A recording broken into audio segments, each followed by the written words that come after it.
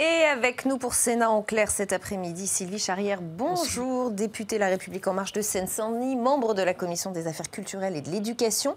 Frédéric Vial, bienvenue à vous également. Vous êtes membre du collectif Non au JO de Paris 2024, auteur de Paris JO 2024, Miracle ou Mirage, point d'interrogation. Bonjour. Nicolas Ferrand, bienvenue à vous également. Vous êtes directeur général de Solidéo, société de livraison des ouvrages olympiques. Et Mathieu Hanotin, bienvenue à vous également, conseiller départemental de Seine-Saint-Denis, chargé du sport et des grands événements et membre de ce comité d'organisation des JO de Paris 2024. Merci à tous les quatre d'être ici. Ça vous agace, Sylvie Charrière, quand on vous dit que ce projet 2024 des JO est controversé ? Ça ne m'agace pas, mais effectivement, j'ai du mal à comprendre parce que je pense que c'est vraiment une très belle opportunité pour la Seine-Saint-Denis. Parce que même si on dit les Jeux olympiques de Paris, beaucoup de construction, et M. Ferrand en parlera mieux que moi, vont se passer, il va y avoir un fort développement au niveau de la Seine-Saint-Denis. Donc je pense que c'est vraiment un accélérateur très positif, mais à tout point de vue. Au niveau aussi économique, au niveau social, il y a beaucoup de choses qui vont se mettre en place aussi pour l'emploi, pour la formation des jeunes et pour l'accession à la propriété aussi de certains locaux. Donc franchement, je ne vois pas... Vous êtes dans la compréhension. Oui, tout à fait. Effectivement, c'est ce qu'on entend beaucoup. On entend ce discours selon lequel ça ferait beaucoup de bien au département et pas que. Frédéric Vial, pourtant, vous êtes contre.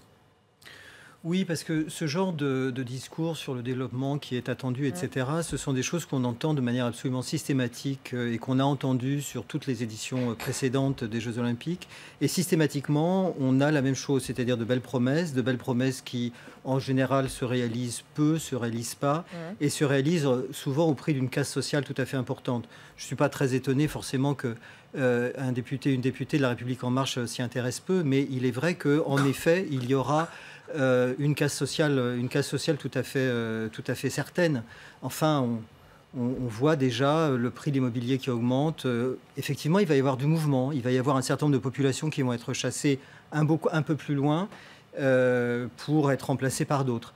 Alors, est-ce que effectivement c'est ce qui est recherché? Probablement que oui, mais pas par tout le monde. Alors, on va terminer. Voilà. Poursuivre ce tour de table, Mathieu Hanotin. Oui, moi je suis surpris du propos de M. Vial à l'instant même.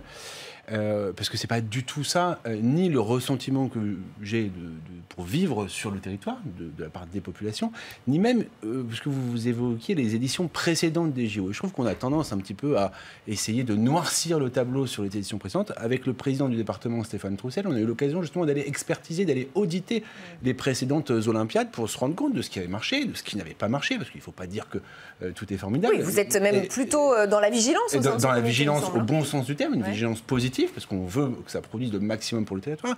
Mais même si vous préférez, même si on prend l'exemple qui a été considéré comme étant le plus raté, entre guillemets, Athènes. Voilà. Oui, et on en verra des images tout à l'heure. On y allait, il n'y avait pas plus tard qu'il y a 10 jours avec le président Troussel, et le bilan est beaucoup moins sévère quand on va sur place que l'image projetée que l'on en a à l'international, et notamment dans le ressenti des populations d'une vraie fierté, d'une fierté nationale qui s'est incarnée dans un projet et qui a permis de faire redémarrer des quartiers, qui a permis de faire redémarrer... Alors, je ne dis pas que tout était rose, je ne dis pas qu'il faut faire la même chose que ce qu'on fait à Athènes. Ils se posent des questions, eux, aujourd'hui, 13 ans après, sur la reconversion qu'on se pose nous aujourd'hui avec Nicolas Ferrand. Donc je ne vous dis pas que c'est notre modèle, mais je trouve que c'est un peu trop facile et trop caricatural de dire les JO ont ruiné des pays entiers et n'ont rien apporté. Alors on va poursuivre cette discussion parce qu'on n'a pas terminé ce tour de table. Je vais vous donner la parole dans un instant, Nicolas Ferrand, mais effectivement, sur le plan du logement, juste quelques chiffres. Il va falloir loger 15 000 athlètes et officiels. Pour cela, il va falloir raser une vingtaine d'entreprises, 3 écoles, un hôtel, une résidence étudiante et un foyer de travailleurs étrangers. Certains ont fait part de leurs inquiétudes au micro de l'agence France Presse. Je voudrais qu'on les écoute et je vous fais réagir après sur cette question du logement. Dans un premier temps, la résidence ici est complètement rasée, ce qui veut dire que pour toutes les personnes, donc une centaine d'étudiants, il va falloir retrouver un appartement a priori dès la rentrée de septembre. Forcément, on y est attaché à cette résidence, mais on peut comprendre qu'il y a des impératifs et que s'ils ne peuvent pas faire autrement, pourquoi pas, mais à la seule condition que nous, on nous propose des choses équivalentes. On ne peut pas bouger d'ici tant qu'on n'a pas eu de garanties sur nos futurs relogements. Nous souhaitons que nous participons tous joyeusement à cette fête-là. Et ce n'est pas le cas, en tout cas pour l'instant. Nicolas Ferrand, comment on répond à l'inquiétude de ces gens qui se sentent mis de côté, exclus, expulsés On a plusieurs dimensions à prendre en compte. D'abord, l'ensemble de ce qu'on va faire à l'occasion du village olympique, ça n'est qu'accélérer des mouvements, des mutations urbaines qui, de toutes les façons, auraient eu lieu. Oui, mais enfin ça, vous le dites à ces gens-là qui peut-être ne l'auraient pas vécu. Je finis. C'est-à-dire que lorsqu'on dit vous délogez 20 entreprises, c'était le début de votre propos, effectivement, l'ensemble de ces entreprises va être relocalisé, est aujourd'hui relocalisé. Il y a tous les accords qu'on a passés avec les entreprises sont des accords qu'on a passés à l'amiable aujourd'hui. Et donc on a trouvé des solutions de relogement un peu partout, soit en Seine-Saint-Denis, soit juste de l'autre côté de la Seine, dans les Hauts-de-Seine, première idée. Et deuxième idée, par rapport, d'une part, au foyer de travailleurs migrants et d'autre part, par rapport à la résidence étudiante, on va recréer près de 500 chambres d'étudiants sur le village olympique. 500 chambres d'étudiants sur le village olympique. Alors c'est vrai qu'entre maintenant, au moment où on va raser dans un an la résidence étudiante, et 2024, au moment où les chambres seront là, il y a une période intermédiaire. Et donc, pour reloger les 100 étudiants, ils ont chacun eu 2 offres de relogement différentes dans des résidences étudiantes existantes, soit sur Saint-Ouen, soit sur Aubervilliers. Donc, on a trouvé, ça se passe bien ? On leur a proposé des solutions. Alors, évidemment, à chaque fois qu'on change, il y a un certain nombre de gens qui disent c'est pas possible, je dois changer. Oui, mais un certain nombre de gens, entre 5 et 200, c'est pas la même chose. Est-ce que ça se passe bien globalement ? On a 90 étudiants. Alors, on n'est pas 200 étudiants, on a 90 étudiants aujourd'hui, et on est dans le processus de leur proposer des scénarios alternatifs en leur disant écoutez, voilà, vous avez une offre de chambre au même tarif à Aubervilliers, vous avez une offre de chambre au même tarif à Saint-Ouen, qu'est-ce que vous faites ? Et donc on est dans ce moment-là. S'ils disent non, qu'est-ce qui se passe ? Au bout d'un moment, on est obligé de raser. Donc ce sont des expulsions. La réalité est quand même différente, parce que là, on parle y compris d'étudiants qui ont des contrats annuels. La situation est très différente, et je pense qu'il faut peut-être s'arrêter dessus, sur la question du foyer de travailleurs migrants, où on a des personnes qui sont ancrées dans le territoire depuis très longtemps, avec des situations aussi effectivement sociales plus compliquées. Et sur le fait, sur le coup, je sais que la Solideo y travaille, que nous y travaillons tous, mais sur lequel il faut vraiment, avec plus de finesse, vraiment qu'on arrive à trouver des solutions individuelles. Mais je pense qu'on ne peut pas tout mettre dans le même paquet, quoi, je veux dire, quoi, parce que c'est pas les mêmes réalités. Et alors sur le foyer de travailleurs migrants, c'est très intéressant dans votre reportage que vous avez mis la date 29 mai 2019. On a signé avec l'association qui gère le foyer de travailleurs migrants, l'ADEF, on a signé un protocole au mois de septembre avec eux, avec l'État, avec la ville de Saint-Ouen, pour identifier les 2 sites sur lesquels on va reconstituer. Il y a 284 travailleurs migrants aujourd'hui, 2 foyers de 150 places. Complètement neufs, sur Saint-Ouen, les sites sont identifiés, ceux qui vont construire les foyers sont identifiés, et l'ADEF reprendra la main dès que les foyers seront construits. La question qui se pose, et qu'on a à travailler avec M. Diallo, avec lequel on travaille déjà aujourd'hui, c'est comment est-ce qu'on fait la période intermédiaire entre 2023, 2022, fin 2022, début 2023, quand les nouveaux foyers seront construits, et l'automne 2020, où il faut d'une manière ou d'une autre qu'on puisse rentrer en propriété, en possession du c'est en bonne voie. Et alors, on travaille avec eux, on a identifié avec eux le site où on pourrait mettre des logements provisoires, qui c'est exactement à 200 mètres de leur foyer actuel, de la manière à leur proposer une solution. Et donc on est dans ce travail-là, cette phase-là. Et on a signé un premier protocole avec eux au mois de septembre. Donc oui, les choses vont changer. Oui, les choses vont changer. Mais de la même manière qu'on a été capable de trouver des solutions pour chacune des 20 entreprises privées qui sont là, on est en train de trouver des solutions et pour les étudiants et pour le foyer de travailleurs migrants. C'est un processus dans lequel on va certes extrêmement vite, avec les contraintes du CIO, mais on fait les choses de manière extrêmement régulière, extrêmement transparente. On dit ce qu'on fait et on fait ce qu'on dit. Frédéric Vial, ça vous rassure un peu ce discours presque du cas par cas Oui, c'est très amusant d'entendre de la représentante de la Solideo ce genre de discours parce que, voyez-vous, il y a un comité de vigilance sur place qui est le comité de vigilance du 93 qui a fait un travail absolument colossal ces derniers temps pour faire des propositions alternatives à tout ce qui a été mis sur le tapis. Ils devaient se rencontrer avec la Solideo, ils devaient faire vraiment un gros événement ensemble. Quelques jours avant, la Solideo leur a dit allez, non, on ne le fait plus. Il leur a claqué la porte sur le nez. Vous voyez, quand on est sur ce type de pratique, après, évidemment, ce genre de discours, on veut bien y croire. Mais on se dit que c'est au mieux un peu de baume sur une jambe de bois. Vous voulez répondre peut-être? J'ai rien à répondre. Vous êtes dans un parti pris qui vous appartient. Non, je ne suis pas du tout dans un parti pris. Je suis dans des faits auxquels, effectivement, vous ne répondez pas, puisqu'il n'y a rien à en dire. Ce sont des faits dont je parle. C'est-à-dire qu'effectivement, les concertations. Moi aussi, j'ai des faits extrêmement précis. Les concertations dont vous parlez ne sont pas des concertations. Le collectif que vous représentez représente 40 personnes. Donc, moi, je travaille effectivement avec les gens qui ont un problème et je résous. Vous ne travaillez pas avec les gens qui ont un problème. Vous travaillez comme ça de temps en temps quand ça se voit. Mais sur le fond, ce que veulent les populations, ça ne vous intéresse pas. Et ça ne vous intéresse ni vous, ni les élus en réalité. Non, il y a un problème de départ. Je vous dis, on n'en a absolument rien à faire des avis de la population. Enfin, honnêtement, vous êtes plus que caricatural. C'est-à-dire que moi, je pense qu'il y a besoin de vigilance et on a besoin de comités de vigilance pour justement être le plus exigeant possible et pour obtenir le plus de choses pour le territoire. Et c'est merveilleux, les Jeux Olympiques. Pourquoi est-ce qu'il n'y aurait pas eu une consultation des populations qui a été systématiquement refusée par la maire de Paris, par l'ensemble des élus locaux du 93. Une consultation avec quelle question? Avec une consultation qui est: voulez-vous accueillir les Jeux Olympiques? Comme ça se fait. Est-ce que c'est aux populations de décider? Pourquoi pas? C'est elles qui sont concernées, donc on peut effectivement leur poser la question. Même le CIO, même le CIO. Non, mais il y a des élections municipales l'année prochaine. Merci donc, a priori, ce genre de nouvelles. Même le CIO a dit qu'il fallait. Même le CIO. Oui, bien sûr, mais c'est pas incompatible. Même vos amis insoumis, aujourd'hui, sont même le CIO, sont pas contre les JO. Même le CIO a dit qu'il fallait qu'il y ait des référendums avant les attributions. Il a dit ça puisqu'il se rend compte qu'il y a un problème. À chaque fois qu'il y a des questions posées, il y a des populations qui refusent. Pourquoi ne pas poser la question? Moi, j'aimerais qu'on vienne sur l'exemple de Londres. Londres, c'était quand même un territoire. Pourquoi est-ce qu'on ne parle pas de cette histoire? Mais parlons de Londres. Mais parlons des habitants. Allez rencontrer les habitants de Londres. Ils vont vous parler de leur quartier, comment évolue leur quartier, comment ils sont heureux maintenant de vivre dans ce quartier. D'autre chose. Pardon? Vous parlez d'autre chose. Je vous parle d'une cité olympique qui a été construite à Londres, dans un territoire qui était complètement à l'abandon. Vous ne répondez pas à ce que je dis. C'est-à-dire, pourquoi est-ce que si c'est aussi bien que ça, vous ne dites pas, on va consulter les populations, à faire comme ça a été fait dans les villes antérieurement et comme le demande le CIO. C'est le CIO qui le veut maintenant. Alors, on l'a fait. On l'a fait puisqu'on a fait une enquête. On n'a pas été informé. Je n'ai pas vous rendre compte. Donc, on a fait une enquête. On a fait une enquête auprès de 2600 boîtes aux lettres et 2600 boîtes aux lettres autour du village olympique et 1400 personnes qui sont sorties du métro à la station Pleyel. On leur a posé une question, le questionnaire était assez long. On a eu un taux de réponse qui nous a permis d'avoir à peu près 700 réponses, 690.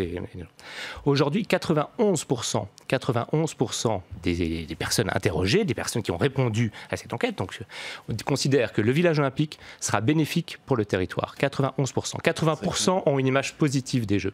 Donc je ne sais pas aujourd'hui qui vous représentez. Non mais 690 personnes, 91% de 690 personnes, vous appelez ça une consultation? Qui représentez-vous en dehors de vous-même? A priori, le seul qui est élu local, y compris sur le territoire du village olympique ici, c'est moi. C'est pas pour m'envoyer des fleurs ou quoi que ce soit, mais c'est pour être tous les jours sur le terrain, y compris dans le cadre de la campagne des élections municipales. Mais évidemment qu'il y a d'abord une énorme attente, parce que la situation de la ville de Saint-Denis, honnêtement, elle n'est pas très bonne à l'heure actuelle. Enfin, je veux dire, il faut quand même être lucide sur les choses. Et donc il y a une vraie espérance. Qui vient d'arriver de 23 mesures. Voilà, exactement. Enfin, chacun s'accorde à dire qu'il peut être positif et que pour autant, à lui tout seul, il ne va pas non plus tout régler d'un coup. Enfin, je veux dire, il faut être lucide aussi sur les choses. Mais qu'il y a une vraie attente, une vraie espérance, aussi du coup une exigence que finalement les Jeux Olympiques soient cette opportunité qui permette au territoire de Saint-Denis de démarrer, de redémarrer quelque part, de sortir de l'image d'ornière dans laquelle il est trop souvent, parfois, cantonné. Et ça, moi, j'ai envie de travailler avec des partenaires qui ont cette exigence et qui ont cette envie. Honnêtement, c'est plus très intéressant à ce stade de savoir si on est pour ou contre les Jeux Olympiques. Les Jeux Olympiques, ils auront lieu. Non, c'est pour améliorer le quotidien des habitants qui vivent et qui parlent de nuisances, de bruit, pollution, circulation. C'est pour ça que je me suis permis, inventé, au début, Monsieur Vial a le droit d'être contre les Jeux Olympiques par principe. Ils vont avoir lieu. Ils auront lieu, et ils auront lieu à Paris, et en Seine-Saint-Denis, et à Saint-Denis tout particulièrement, avec le Stade de France, la grande piscine olympique qui sera construite, le centre aquatique olympique, et de nombreux autres équipements. Je n'en ai pas parlé, mais en Seine-Saint-Denis, moi je suis vice-président, conseiller départemental délégué en charge des sports, et le taux de savoir nager à l'entrée en 6e, il est de 43%. Comment vous pouvez me dire qu'avec les Jeux Olympiques, et paralympiques où on va construire 9 piscines supplémentaires, ça n'a pas un effet positif pour apprendre à nager aux gamins. Oui, ça fait partie des 170 mesures, plan aisance aquatique. Et qui viennent en complément d'un effort que fait le département de 40 millions pour rénover le patrimoine existant, mais strictement les Jeux Olympiques vont amener 9 bassins supplémentaires. Bon, écoutez... Alors la question c'est, est-ce que ça va rester? Il faut qu'il reste quelque chose, a même répété plusieurs fois Édouard Philippe ce matin. Alors pour tenter de savoir si ces JO seront bénéfiques ou pas à la région parisienne, on va regarder effectivement le bilan des autres villes qui ont accueilli la compétition il y a quelques années. On va revoir ensemble quelques photos qui ont fait le tour de la planète, qui ont profondément marqué les esprits. Les voilà, et vous en parliez, Frédéric Vial, vous avez déjà un petit peu abordé le sujet. Le village olympique d'Athènes, la pelouse du stade Maracana de Rio, le bassin extérieur de Rio, la piscine olympique de Rio. Alors, on peut espérer et supposer que ça n'arrivera pas ici, mais qu'adviendra-t-il du site après les JO? Écoutez le président de Plaine Commune, il espère bien, lui, que le site profitera aux habitants ensuite. On va avoir pour la première fois un village olympique qui va se reconvertir en vrai quartier de ville et non pas simplement un quartier de logement. Allez à Londres, allez à Barcelone, allez à Pékin, et je prends simplement les réussites et non pas les échecs. Eh bien, vous avez des quartiers de logement, pas des quartiers de ville. Nicolas Ferrand, c'est vrai qu'ailleurs, à l'étranger, c'est devenu ce qu'il appelle des quartiers de logement et pas des quartiers de ville. Et c'est le piège dans lequel il ne faut surtout pas qu'on tombe? Je pense que la grande différence par rapport aux exemples que vous avez montrés, c'est qu'on a pensé le village olympique d'abord par rapport à ce qui sera en 2025. Et donc finalement, on a pensé le village olympique par rapport aux stratégies urbaines, aux politiques urbaines qui étaient déjà en place. On n'a pas changé les documents d'urbanisme pour faire le village olympique. C'est-à-dire qu'on a simplement rendu possible les projets qui étaient déjà inscrits dans les documents d'urbanisme. Et le village olympique en 2025, c'est un quartier mixte, c'est la volonté des élus, avec 6 000 habitants et 6 000 emplois. 6 000 habitants et 6 000 emplois. Et c'est pour ça que le président Braouzek peut dire c'est pas uniquement un quartier résidentiel, c'est un quartier complètement inséré dans les dynamiques urbaines, avec des entreprises, avec de nouvelles écoles, avec des crèches, avec de nouveaux gymnases, avec 7 hectares d'espace vert, et qui est complètement relié d'un côté à Saint-Ouen, de l'autre côté à Saint-Denis, et avec l'énorme pôle de transport de Pleyel. Et donc c'est dans cette dynamique-là qu'on a pensé le village, et qu'une fois qu'on a pensé le village dans son état d'héritage 2025, on s'est posé la question des travaux d'adaptation de ce village pour répondre aux besoins des athlètes. Vous avez pensé à l'après avant même de penser au moment présent? Absolument. Et si on comparait à Londres, le village olympique à Newham, c'était au niveau de développement de la plaine Saint-Denis avant le Stade de France, avant la reconversion, où vraiment ils ont démarré grâce aux Jeux Olympiques, la reconversion d'un territoire qui est plutôt réussie, encore une fois, et qui donne une fierté. Là, on a un village olympique et un centre aquatique qui vont venir s'insérer dans un tissu urbain qui est déjà en mutation. Il y a 3 grosses parties sur le village olympique. Une à l'île Saint-Denis, une à Saint-Denis, une à Saint-Ouen. Celle de l'île Saint-Denis et de Saint-Denis était déjà prévue, était déjà lancée. En fait, la seule vraie nouveauté, finalement, c'est un peu l'ampleur, et c'est la partie sur Saint-Ouen. Et c'est surtout... le timing, peut-être. Excusez-moi, parce qu'on parlait tout à l'heure de qu'est-ce que ça rapporte. La seule nouveauté, c'est ce que ça rapporte justement aux collectivités, parce que grâce aux JO, il y a ce qui n'était pas prévu à l'origine, des écoles, des gymnases, des équipements. Mais qui l'entretiendra? Qui paiera l'entretien de toutes ces infrastructures nouvelles pour les communes? Eh bien ça, je pense que c'est aussi une des vraies spécificités du dossier olympique, je parle sous le contrôle de Nicolas Ferrand, contrairement à Londres pour le coup, c'est qu'on n'a pas une société d'État qui va venir tout faire d'un coup, comme ça, mais on a une multiplicité de maîtres d'ouvrage. Je prends un exemple sur la piscine de Marville qui va servir pour l'entraînement du water-polo. C'est le département qui a la responsabilité de la construire, et donc derrière, d'assurer son entretien, de choisir le mode d'entretien. Et de fait, d'exploser quand même cette responsabilité sur une multiplicité d'acteurs, ça responsabilise aussi les acteurs. Ça évite qu'on ait une grande société d'État qui fasse tout, et derrière, parce que les aléas sont compliqués, et ben on voit les photos que vous avez vues. Et donc ça, je pense que c'est un vrai choix fort qui a été de mettre aussi les élus locaux au cœur du dispositif. Frédéric Vial, on nous assure donc que les équipements serviront aux habitants de Saint-Denis, que finalement ça fera plaisir à tout le monde, et ça rapportera même de l'argent. Oui. Moi, je voudrais mettre le point sur quelque chose qui n'a pas été abordé par mes interlocuteurs, mais c'est un petit peu normal. C'est le fait qu'a été votée une loi. On est au Parlement ici. Il y a une loi olympique qui a été votée, qui déroge sur la publicité concernant l'urbanisme et qui va prévoir qu'une partie du village olympique sera financée par les offices publics de HLM. Est-ce que ça, c'est quelque chose de tout à fait normal ? Que la France fasse ce genre de choses, mette des lois qui soient dérogatoires au droit commun et fasse que l'argent des HLM soit utilisé pour le financement des villages olympiques. Ça, ce sont des questions auxquelles on ne répond pas. Ouais. Encore une fois, Quand nous, ce qu'on dit... Pardonnez-moi juste à ma question sur les bienfaits potentiels de ces équipements pour la population. Moi, je veux bien croire... Vous allez le vérifier, oui, mais moi, je veux bien croire tout ce qu'on me dit à l'avance. Contrairement à ce que j'ai entendu ici et là, je ne suis pas spécialement... Nous ne sommes pas spécialement radicalisés sur la question, on veut bien croire tout ce qu'on nous dit. Simplement, on regarde les éléments concrets et on voit quoi se mettre en place. On voit une loi olympique qui déroge sur un certain nombre de règles fondamentales.